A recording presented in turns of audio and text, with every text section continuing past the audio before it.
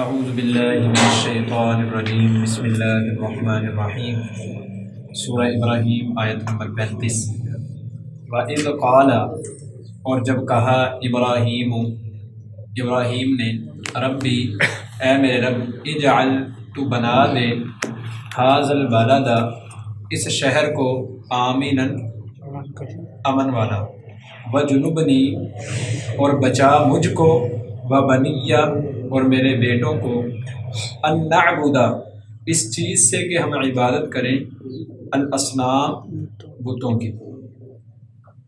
تو عام احسانات کا ذکر کرنے کے بعد اب خاص اس احسان کا ذکر کیا جا رہا ہے جو اللہ رب العالمین نے مکہ والوں کے اوپر کیا تھا، اور وہ کیا تھا کہ ان کے باپ ابراہیم اور حضرت اسماعیل کو یہاں لا کر آباد کرنا۔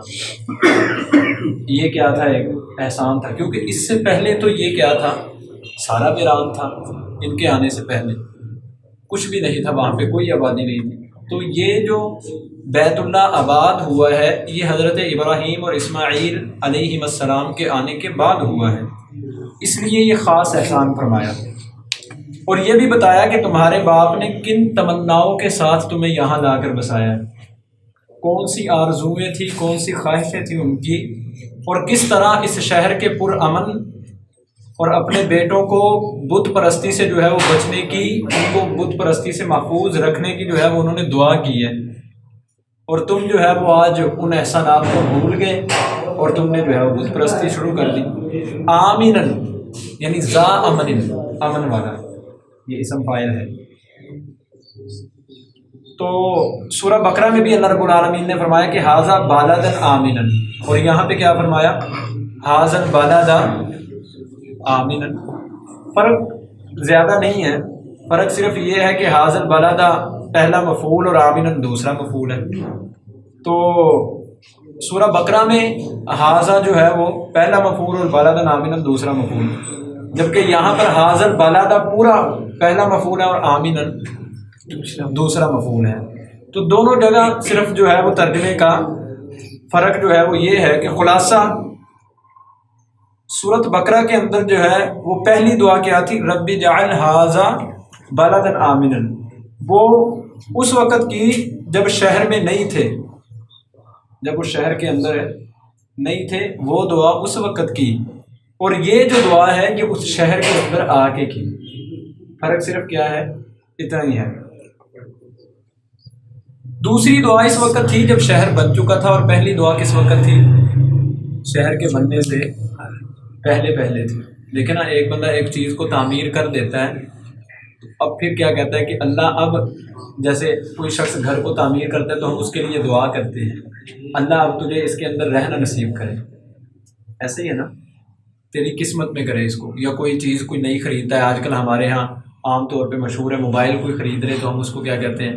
یار اللہ تیرے نصیبوں میں کرے، یعنی اس کو گم ہونے سے بچائے، کسی قسم کی جو ہے وہ آفت اور مصیبت سے جو ہے وہ بچائے۔ جب اس کے پاس وہ چیز نہیں ہوتی تو ہم اس کو دعا دیتے ہیں کہ اللہ تجھے ایک اچھی چیز عطا فرمائے، کسی بھی صورت میں ہو۔ جیسے کسی کے پاس بیٹا ہوتا ہے تو اس کو دعا کیا دی؟ بارک اللہ فی الموہوب لک، جو اللہ نے تجھے دیا اس کے اندر اللہ برکت رکھے اور تو دینے والے کا شکر ادا کرے، یہ اپنی جوانی کو پہنچے، تجھے اس کی نیکی پہنچے، یہ دعا دی جاتی۔ جب تک اس کے پاس اولاد نہیں ہوتی تو ہم اس کو دعا دیتے ہیں اللہ تجھے نیک اور صالح اولاد عطا فرمائے۔ صرف یہ فرق ہے یہاں پہ ھذا بلد آمنا اور ھذا البلد آمنا میں، کہ ایک دعا شہر کے بننے سے پہلے کی ہے اور ایک دعا شہر کے بننے کے بعد کی ہے۔ سمجھ آئی ہے نا ان دونوں میں؟ ھذا البلد اور ھذا بلد آمنا میں معنی واضح طور پہ ایک ہی نظر آ رہا ہے، لیکن فرق صرف جو ہے وہ میں نے کہا جیسے میں نے بتلایا ہے۔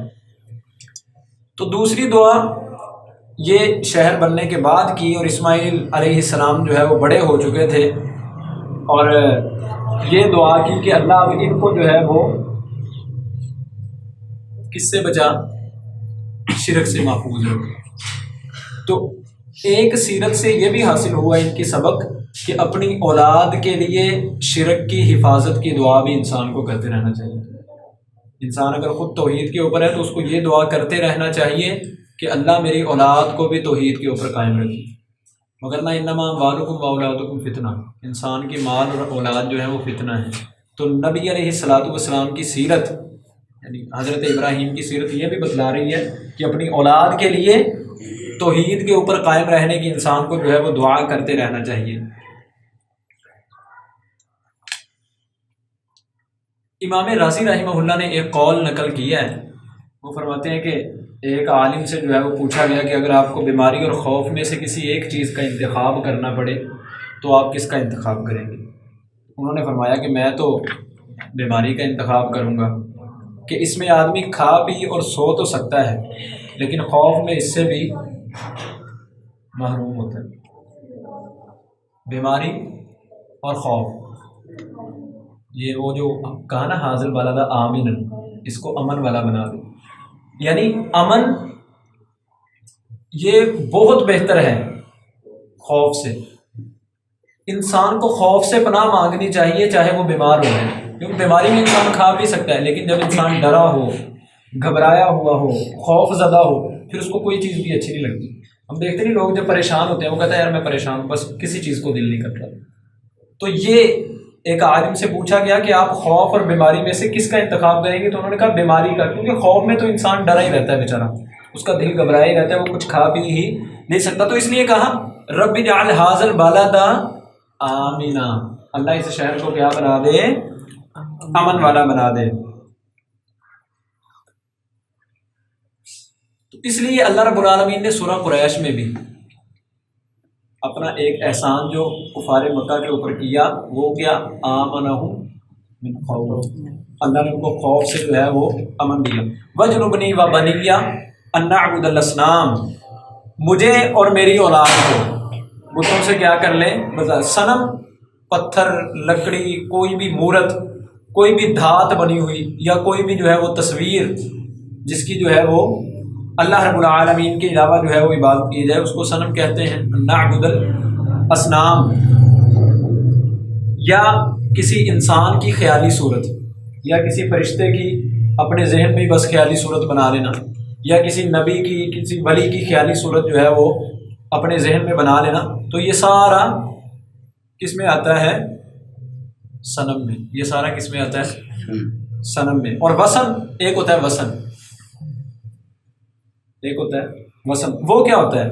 وہ ہر اس چیز کو کہتے ہیں جو غیر اللہ کی عبادت کے لیے مختص ہو، خواہ قبر ہو، درخت ہو، بت ہو، یا کوئی بھی چیز، دریا، جانور، انسان، دریا، جانور اور انسان، جو خاص ہو، جو سامنے ہو، نظر آ رہا ہو اور اس کو خاص کر دیا جائے، اس کو وثن کہیں گے۔ جس کو خیال میں لایا جائے، صرف سامنے نہ ہو، وہ کیا ہو جائے گا؟ صنم۔ صنم اور وثن میں یہ فرق ہے۔ وثن بھی بت کو ہی کہتے ہیں، صنم بھی بت کو ہی کہتے ہیں، لیکن میں نے بتلا دیا فرق کیا ہے۔ خیالی اور ظاہری ہونے کا جو ہے وہ صرف ایک فرق ہے۔ تو ابراہیم علیہ السلام نے اپنی قوم، اپنے والد کی صنم پرستی اور اس پر اصرار اپنی آنکھوں سے دیکھا ہوا تھا۔ قوم کو دیکھا تھا نا کہ وہ بت پرستی کرتی تھی، باپ کو دیکھا تھا وہ بت تراشا کرتا تھا، اس لیے وہ اپنی اور اپنی اولاد کو اس میں مبتلا ہونے سے سخت خوف زدہ تھے اور ڈرے ہوئے تھے کہ ان لوگوں کی حالت اس قدر جہالت کے اندر یہ ڈوبے ہوئے ہیں، اس قدر جو ہے وہ ضلالت کے اندر یہ گئے ہوئے ہیں، تو اگر میری اولاد اس طرف چلی گئی تو بہت معاملہ خراب ہو جائے گا۔ اگر اللہ نے کہیں مجھ سے یہ جو ہے وہ چھین لی دولت توحید کی، تو پھر تو جو ہے وہ بہت جو ہے وہ مشکل معاملہ ہے۔ اس لیے دعا کی، امن کی بھی، اور پھر اجتناب شرک کی بھی، کہ اللہ مجھے شرک سے بھی جو ہے وہ محفوظ فرما۔ تو بنیہ میں ساری اولاد شامل ہے، جیسے بنی آدم یا بنی اسرائیل، تو بنی آدم کے اندر بنی آدم سے مراد آدم کے قیامت تک آنے والے بیٹے، اور اسی طرح بنی اسرائیل میں اسرائیل کی ساری اولاد۔ بیٹوں کی حد تک تو جو ہے وہ دعا جو ہے وہ قبول ہوئی، یعنی ان کے جو اپنے بیٹے تھے اس وقت ان کی نسل سے چلے، ان تک تو جو ہے وہ دعا قبول ہوئی، مگر ساری اولاد کے حق میں بیعینی ہی قبول نہیں ہوئی، جیسے انہوں نے فرمایا تھا ایسے قبول نہیں ہوئی۔ جیسے اللہ رب العالمین نے فرمایا نا وَمِن ذُرِّيَّتِهِمَا مُحْسِنٌ وَظَالِمٌ لِنَفْسِهِ مبین، سورہ صافات کی آیت نمبر 113 میں، کہ ان کی اولاد میں سے نیک بھی ہیں اور اپنے نفس کے اوپر جو ہے وہ ظلم کرنے والے بھی ہیں۔ تو ان دونوں ابراہیم اور اسحاق کی اولاد میں سے یعنی کوئی نیک ہے اور کوئی اپنی جان پر صریح ظلم کرنے والا ہے۔ یہ دلیل ہے کہ اللہ اپنی مرضی کے مالک ہیں۔ یعنی دیکھیں نبی نے تو اپنی ساری اولاد کے لیے دعا کی، لیکن آگے اللہ کی مرضی، وہ اگر چاہے تو ساری اولاد کے لیے قبول کر لے اور اگر چاہے تو کسی خاص کے لیے قبول کرے، باقی کے لیے نہ قبول کرے۔ تو یہ اللہ رب العالمین کی جو ہے وہ حکمت ہے۔ لیکن بعض اوقات جو ہے وہ اللہ دعا کا کچھ حصہ دنیا میں دے دیتے ہیں اور کچھ حصہ انسان کو جو ہے وہ قیامت کے دن دیا جائے گا، یا بعض اوقات کچھ حصہ جو ہے وہ تھوڑی دیر بعد ملتا ہے۔ لیکن دعا جو ہے وہ ضائع نہیں ہوتی، یاد رکھیں دعا جو ہے وہ ضائع نہیں ہوتی۔ دعا کے 3 حصے ہیں، یا تو فوراً قبول، یا تاخیر ہوگی اس میں اللہ کی حکمت ہوگی، یا پھر وہ کل قیامت کے دن کے لیے انسان کے لیے ذخیرہ کر لی جائے گی۔ لیکن مرضی اللہ رب العالمین کی ہے کہ وہ فوراً دینا چاہتا ہے، وہ تاخیر سے دینا چاہتا ہے، یا وہ قیامت کے دن کے لیے اس کو ذخیرہ کرنا چاہتا ہے۔ اور بہترین یہی ہے کہ قیامت کے دن کے لیے ذخیرہ ہو جائے، کیونکہ دنیا تو ختم ہو جانے والی چیز ہے، اصل چیز تو قیامت ہی ہے۔ تو دنیا میں اگر کوئی چیز ہمیں ہماری خواہش کے مطابق نہ بھی ملے، کل قیامت کے دن جنت مل جائے اس کے بدلے میں، یا اللہ کوئی اور نعمت دے دیں، اپنا دیدار کروا دیں، کوئی اور بڑا جو ہے وہ اللہ رب العالمین نے احسان کر دے، وہاں پہ کسی سختی سے بچا لیں، تو یہ زیادہ بہتر ہے۔ کسی دوسرے یعنی انبیاء کی بھی دعا جو ہے وہ رد نہیں ہوتی، اور کسی دوسرے عام شخص کی بھی دعا جو ہے وہ رد نہیں ہوتی۔ تو یہ فکر ہمیں بھی ہونی چاہیے، یہ دعا ہمیں بھی کرنی چاہیے، وَجْنُبْنِي وَبَنِيَّ أَن نَعْبُدَ الْأَصْنَامَ، کہ اللہ مجھے اور میری اولاد کو شرک سے محفوظ رکھ۔ ان الشرک لظلم عظیم، کیونکہ شرک ہی جو ہے وہ بہت بڑا جو ہے وہ ظلم ہے، اور شرک ایک ایسا جرم ہے جس کے بارے میں فرمایا کہ اس کی معافی نہیں ہے۔ تو اس کے اندر مبتلا ہونے سے انسان کو جو ہے وہ ہر وقت ڈر رہنا چاہیے، خوف رہنا چاہیے، اور اللہ سے جو ہے وہ ساتھ ساتھ دعا کرتے رہنا چاہیے کہ اللہ ہمیں شرک سے محفوظ فرما، اور خاص طور پہ شرک اصغر۔ نبی صلی اللہ علیہ وسلم نے فرمایا ان اخوف ما اخاف علیکم الشرک الاصغر الریا، آپ نے فرمایا مجھے سب سے زیادہ تمہارے درمیان جس کا خوف ہے نا وہ شرک اصغر ہے۔ صحابہ نے عرض کی وہ کیا ہے؟ آپ نے فرمایا ریاکاری، اور اس کا انسان کو بعض اوقات ادراک ہی نہیں ہوتا، علم ہی نہیں ہوتا، اور وہ جو ہے وہ ریاکاری والا کام کر دیتا ہے، جس کی وجہ سے جو ہے وہ اس کے اعمال جو ہے وہ ضائع اور برباد ہو جاتے ہیں۔ تو شرک اصغر سے بھی پناہ مانگنی ہے، یعنی ریاکاری سے خلوص مانگنا ہے کہ اللہ میرے ہر عمل کے اندر خلوص پیدا کروا، اور شرک اکبر سے یعنی اللہ کی توحید کے اندر کسی کو، اللہ کی ذات کے اندر، اسماء و صفات کے اندر کسی کو شریک کرنے سے بھی پناہ مانگنی ہے۔ تو یہ دعا جو ہے وہ حضرت ابراہیم کی ہمیں ہر وقت ذہن میں رکھنی چاہیے، اور ہر وقت اپنے اور اپنی اولاد کے لیے جو ہے وہ فکر مند رہنا چاہیے۔